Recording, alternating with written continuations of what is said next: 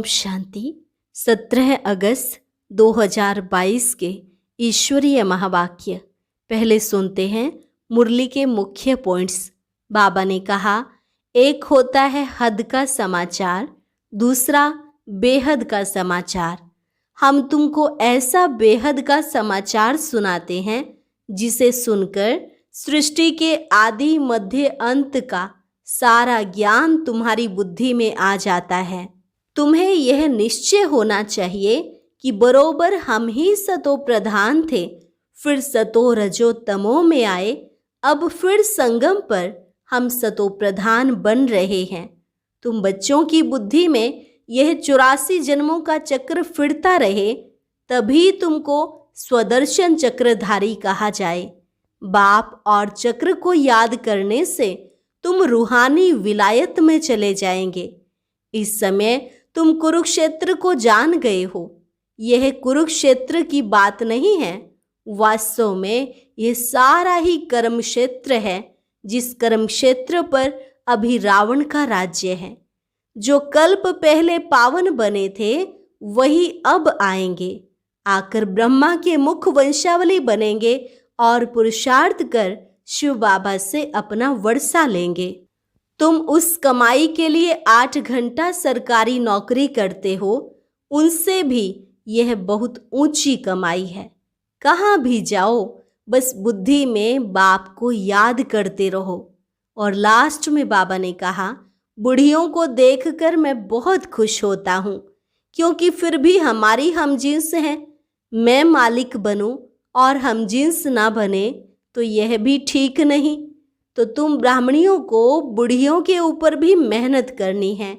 बूढ़ी बूढ़ी माताएं सिर्फ इतना धारण करें कि हम 84 जन्म कैसे लेते हैं, यह बड़ी सहज बातें हैं, वो समझ सकती हैं। और अब सुनते हैं महावाक्यों को विस्तार से। मुरली का सार। मीठे बच्चे, बाप तुम्हें बेहद का समाचार सुनाते हैं। तुम अभी स्वदर्शन चक्रधारी बने हो। तुम्हें 84 जन्मों की स्मृति में रहना है और सबको यह स्मृति दिलानी है। प्रश्न, शिव बाबा का पहला बच्चा ब्रह्मा को कहेंगे, विष्णु को नहीं, क्यों? उत्तर, क्योंकि शिव बाबा ब्रह्मा द्वारा ब्राह्मण संप्रदाय रचते हैं। अगर विष्णु को बच्चा कहें तो उनसे भी संप्रदाय पैदा होनी चाहिए, परंतु उनसे कोई संप्रदाय होती नहीं। विष्णु को कोई मम्मा बाबा भी नहीं कहेंगे। वह जब लक्ष्मी नारायण के रूप में महाराजा महारानी हैं तो उनको अपना बच्चा ही मम्मा बाबा कहते। ब्रह्मा से तो ब्राह्मण संप्रदाय पैदा होते हैं। गीत, तुम ही हो माता पिता, तुम ही हो बंधु सखा, तुम ही हो। ओम शांति। बाप बैठ बच्चों को समझाते हैं कि कोई गुरु गोसाई ऐसे नहीं कह सकते कि बाप बैठ बच्चों को समझाते हैं। बाप बच्चों को क्या समझाएंगे? कौन सा बाप है, यह तो सिर्फ तुम जानते हो और कोई सत्संग में ऐसे कह नहीं सकते। भले बाबा साईं मेहर बाबा कहते हैं, परंतु वो लोग तो कुछ भी समझते नहीं जो बोले। तुम जानते हो यह बेहद का बाप है, बेहद का समाचार सुनाते हैं। एक होता है हद का समाचार, दूसरा होता है बेहद का समाचार। इस दुनिया में कोई जानते ही नहीं। बाप कहते हैं तुमको बेहद का समाचार सुनाते हैं तो तुमको सृष्टि के आदि मध्य अंत का ज्ञान बुद्धि में आ जाता है। तुम जानते हो बरोबर बाप ने अपना परिचय दिया है और सृष्टि चक्र कैसे फिरता है वह भी यथार्थ रीति समझाया है। उसे समझकर हम औरों को समझाते हैं। बीज को परम पिता परमात्मा व बाप कहते हैं। हम उनके बच्चे आत्माएं। तुम बच्चों की बुद्धि में हैं कि हम आत्माएं परमात्मा की संतान हैं। परम पिता परमात्मा परम धाम में रहने वाले हैं। उन्होंने मूल वतन का समाचार समझाया है कैसे यह सारी माला बनती है। पहले पहले बाप समझाते हैं, मैं तुम्हारा बाप हूँ और मैं परम धाम में रहता हूँ। मुझे ही नॉलेजफुल ब्लिसफुल कहते हैं। मैं आकर तुम आत्माओं को पवित्रता सुख शांति का वर्षा देता हूँ। बच्चों की बुद्धि में यह फिरता रहता है, हम असल में कहाँ के रहने वाले हैं। हम सभी आत्माओं को भी पार्ट बजाना है। पार्ट का राज कोई भी समझ नहीं सकते हैं, सिर्फ कहते रहते हैं पुनर्जन्म लेंगे। आत्मा इतने जन्म लेती है, कोई 84 लाख जन्म कहते। कोई को समझाओ तो समझ जाते हैं कि 84 जन्म ठीक है। 84 जन्म कैसे लेते हैं, यह बुद्धि में होना चाहिए। बरोबर हम सतो प्रधान थे, फिर सतो रजो तमो में आए हैं। अब फिर संगम पर हम सतो प्रधान बन रहे हैं। यह जरूर तुम बच्चों की बुद्धि में होगा, तब तो तुमको स्वदर्शन चक्रधारी कहा जाता है। यह बातें तो बड़ी सहज हैं, जो बुढ़िया भी समझ सकती हैं कि बरोबर हमने 84 जन्म लिए हैं और कोई धर्म वाले मनुष्य नहीं लेते। यह भी समझाना होता है, अभी हम ब्राह्मण हैं, फिर देवता, क्षत्रिय, वैश्य, शूद्र बनते हैं। उच्च ते उच्च है शिव बाबा। यह अभी तुम्हारी बुद्धि में है। ऐसे हम पुनर्जन्म लेते हैं। पुनर्जन्म को तो जरूर मानना पड़े। अब तुमको अपने 84 जन्मों के पार्ट की स्मृति आई है। बूढ़ियों के लिए भी यह समझानी बहुत सहज है। तुमको कोई किताब आदि पढ़ने की दरकार नहीं रहती। बाप ने समझाया है कि तुम 84 जन्म कैसे लेते हो। तुम ही देवी देवता थे, फिर 8 जन्म सतयुग में, 12 जन्म त्रेता में, 63 जन्म द्वापर कलयुग में लिए, और यह एक जन्म है सबसे उच्च। तो सहज समझते हो ना। कुरुक्षेत्र की बूढ़ी माताएं भी समझती हो ना। कुरुक्षेत्र का नाम मशहूर है, वास्तव में यह सारा कर्म क्षेत्र है। वह कुरुक्षेत्र तो एक गांव है, यह सारा कर्म करने का क्षेत्र है। इसमें अभी लड़ाई आदि लगी नहीं है। तुम इस सारे कुरुक्षेत्र को जानते हो। बैठना तो एक जगह होता है। बाबा ने बतलाया है, इस सारे कर्म क्षेत्र पर रावण का राज्य है। रावण को जलाते भी यहाँ हैं। रावण का जन्म भी यहाँ होता है। यहाँ ही शिव बाबा का जन्म होता है। यहाँ ही देवी देवताएं थे। फिर वही पहले पहले वाम मार्ग में जाते हैं। बाबा भी यहाँ भारत में ही आते हैं। भारत की बड़ी महिमा है। बाप भी भारत में ही बैठ समझाते हैं। बच्चे, तुम 5000 वर्ष पहले आदि सनातन देवी देवता धर्म के थे, राज्य करते थे। उनमें पहले नंबर लक्ष्मी नारायण विश्व पर राज्य करते थे। उसको 5000 वर्ष हुए। उनको विश्व महाराजन, विश्व महारानी कहा जाता था। वहाँ कोई दूसरा धर्म तो है नहीं, तो जो भी राजाएं होंगे वो विश्व के महाराजन ही कहलाएंगे। फिर यह फलाने गांव का, यह फलाने गांव का कहा जाता है। तुम जानते हो हम विश्व का राज्य लेते हैं। बाप ने समझाया है, तुम जमुना के किनारे राज्य करते हो। तो बुद्धि में यह याद रखना है कि 4 युग और 4 वर्ण हैं। 5वां यह लीप युग है, जिसको कोई जानते नहीं। मुख्य है ब्राह्मण धर्म, ब्रह्मा मुख वंशावली ब्राह्मण। ब्रह्मा कब आया? जरूर जब बाप सृष्टि रचेंगे तो पहले ब्राह्मण चाहिए। यह है डायरेक्ट ब्रह्मा की मुख वंशावली। ब्रह्मा है शिव बाबा का पहला बच्चा। क्या विष्णु को भी बच्चा कहेंगे? नहीं। अगर बच्चा हो तो उनसे भी संप्रदाय पैदा हो, परंतु उनसे तो संप्रदाय पैदा होती ही नहीं। ना उनको मम्मा बाबा कहेंगे। वह तो महाराजा महारानी को अपना ही एक बच्चा होता है। यह कर्म भूमि है। परम पिता परमात्मा को भी आकर कर्म करना पड़ता है, नहीं तो क्या आकर करते जो इतनी महिमा होती है। तुम देखते हो शिव जयंती भी गाई हुई है। भले शिव पुराण लिखा है, परंतु उसमें कोई बात समझ में नहीं आती। मुख्य है ही गीता। तुम अच्छी रीति समझ गए हो कि कैसे शिव बाबा आते हैं। ब्रह्मा भी जरूर चाहिए। अब ब्रह्मा कहाँ से आया? सूक्ष्म वतन में तो संपूर्ण ब्रह्मा है। इस बात में ही लोग अटकते हैं। ब्रह्मा का कर्तव्य क्या है? सूक्ष्म वतन में रह क्या करते होंगे? बाप समझाते हैं, जब यह व्यक्त रूप में है तो इन द्वारा ज्ञान देता हूँ, फिर यही ज्ञान लेते लेते फरिश्ता बन जाते हैं।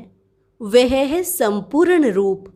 वैसे मम्मा का भी है, तुम्हारा भी ऐसे ही संपूर्ण रूप बन जाता है। बूढ़ी बूढ़ी माताएं सिर्फ इतना धारण करें कि हम 84 जन्म कैसे लेते हैं। यह भी समझाया जाता है कि बाबा कर्म क्षेत्र पर पार्ट बजाने भेज देते हैं, मुख से कुछ बोलते नहीं हैं। यह भी ड्रामा बना हुआ है। ड्रामानुसार हरेक को अपने अपने समय पर आना है। तो बाप बैठ समझाते हैं कि सृष्टि के आदि में पहले पहले कौन थे, फिर अंत में कौन थे। अंत में सारी संप्रदाय जड़जड़ी भूत अवस्था को पाई हुई है। बाकी ऐसे नहीं कि प्रलय हो जाती है, फिर श्री कृष्ण अंगूठा चूसता हुआ आता है। बाप ब्रह्मा द्वारा स्थापना करते हैं नई संप्रदाय की। परमपिता परमात्मा इस दैवी सृष्टि की रचना कैसे करते हैं, यह तो तुम जानते हो। वह तो कृष्ण को समझ बैठे हैं। तुम जानते हो बाप ही पतित पावन है, अंत में ही आएंगे पावन बनाने। जो कल्प पहले पावन बने थे वही आएंगे, आकर ब्रह्मा के मुख वंशावली बनेंगे और पुरुषार्थ कर शिव बाबा से अपना वर्षा लेंगे। रचयिता नॉलेजफुल वह है ना, वर्षा बाप से ही मिल सकता है। दादा को भी उनसे मिलता है, उनकी ही महिमा गाई जाती है। त्वमेव माताश्च पिता त्वमेव। बरोबर सच्चा सुख देने वाला वह है। यह भी तुम जानते हो, दुनिया नहीं जानती। जब रावण राज्य शुरू होता है तभी दुख शुरू होता है। रावण बेसमझ बना देते हैं। बालक में जब तक विकारों की प्रवेशता नहीं है तो उनको महात्मा समान कहते हैं। जब बालिग होता है तब लौकिक संबंधी उनको दुख का रास्ता बतलाते हैं। पहला रास्ता बतलाते हैं कि तुमको शादी करनी है। लक्ष्मी नारायण और राम सीता ने क्या शादी नहीं की है? परंतु उन्हों को पता ही नहीं कि उन्हों का पवित्र प्रवृत्ति मार्ग था।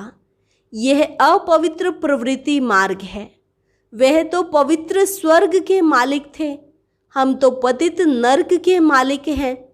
यह ख्याल बुद्धि में आता नहीं है। तुम भारत की महिमा सुनाते हो, क्या यह भूल गए हो भारत स्वर्ग था, आदि सनातन देवी देवता धर्म था, पवित्र थे। तब तो अपवित्र उनके आगे जाकर माथा टेकते हैं। पतित पावन बाप ही पावन दुनिया की स्थापना करते हैं। बरोबर भारत पावन था, अभी तो मुख से कहते हैं हम पतित हैं। कोई लड़ाई आदि होगी तो यज्ञ रचेंगे शांति के लिए, मंत्र भी ऐसे जपते हैं, परंतु शांति का अर्थ समझते नहीं हैं। है भी बड़ा सहज। गॉड फादर कहते हैं तो बच्चे ठहरे ना। वह हम सब का बाप है तो ब्रदर्स ठहरे ना।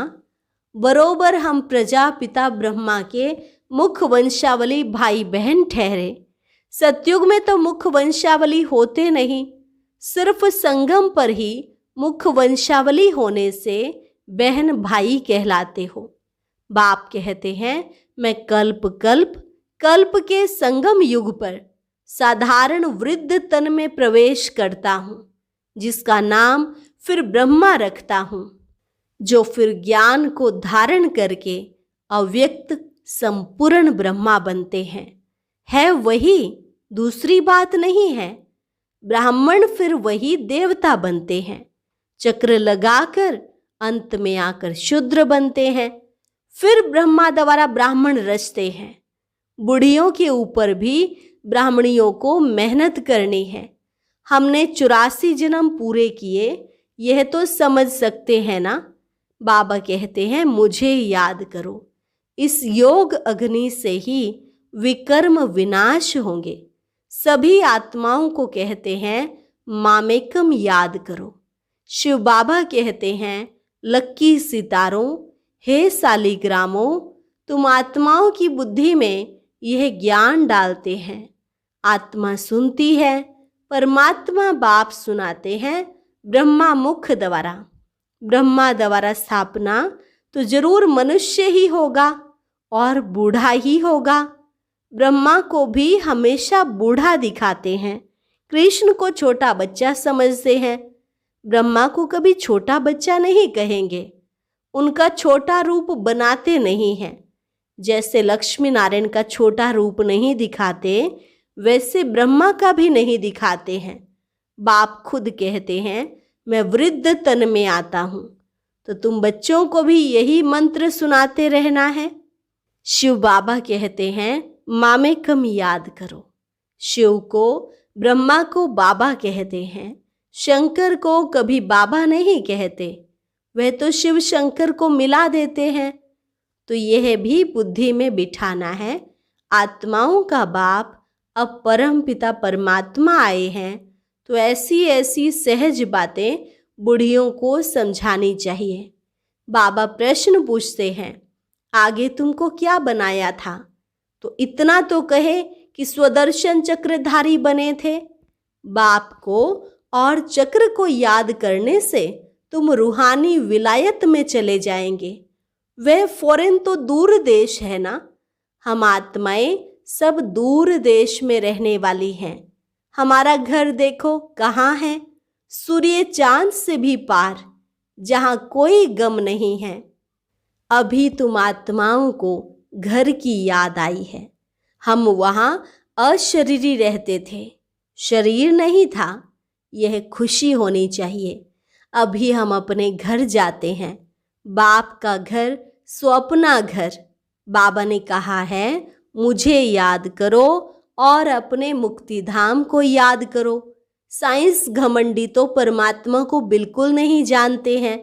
बाप को तरस पड़ता है कि उन्हों के कानों में भी कुछ पड़ता रहे, तो शिव बाबा को याद करें। देह अभिमान टूट जाए। नर से नारायण बनने की यह सत्य कथा है। सच्चे बाप को याद करो तो सच्चखंड के मालिक बन जाएंगे।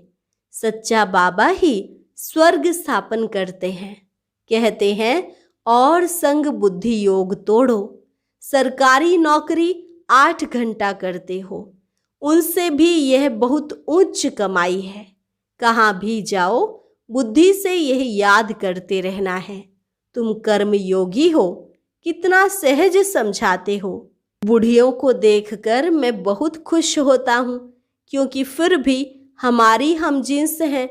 मैं मालिक बनूं, हम जिन्स ना बने तो यह भी ठीक नहीं। बाप है अविनाशी ज्ञान सर्जन। ज्ञान इंजेक्शन सतगुरु दिया, अज्ञान अंधेर विनाश। तुम्हारा अज्ञान दूर हो गया है, बुद्धि में ज्ञान आ गया है, सब कुछ जान गए हो। अच्छा, मीठे मीठे सिक्की लधे बच्चों प्रति माता पिता बाप दादा का याद प्यार और गुड मॉर्निंग।